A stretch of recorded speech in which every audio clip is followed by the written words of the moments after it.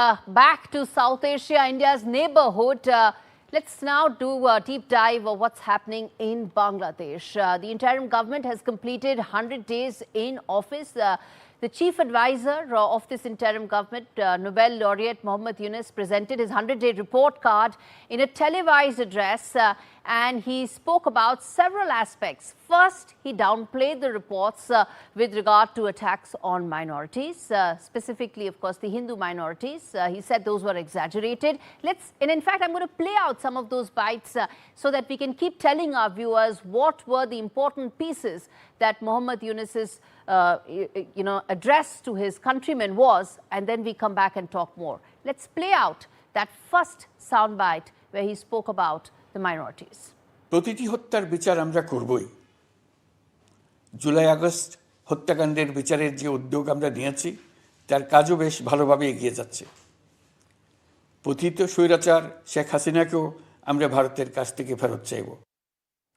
All right, Mohammad Yunus doubled down on the extradition of his, well, some would say enemy number one, but essentially the former Prime Minister Sheikh Hasina, who's been in India since 5th of August when she left office in a hurry. Mohammad Yunus also said that not only the deaths in the uprising, but also other violation of human rights, including alleged enforced disappearances that took place under Sheikh Hasina's tenure, would be investigated. Let's play out those sound bites. We come back and talk more. কেবল দেশে নয়, গুম, খুন ও July August গণহত্যার সাথে জড়িতদের আমরা আন্তর্জাতিক আদালতেও বিচারের উদ্যোগ নিয়েছি। ইন্টারন্যাশনাল ক্রিমিনাল কোর্টের প্রধান কৌশলী করিম খানের সঙ্গে আমার এই ব্যাপারে ইতিমধ্যে কথা হয়েছে। Okay, but that's just half of the story.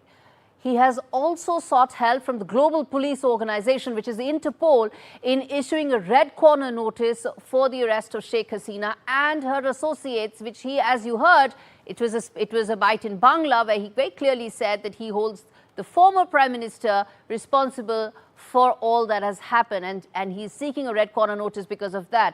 Now, Sheikh Hasina and her close associates are facing numerous criminal charges at home, and the Yunus-led government is also pushing for the ICC to take up that particular case. Listen in.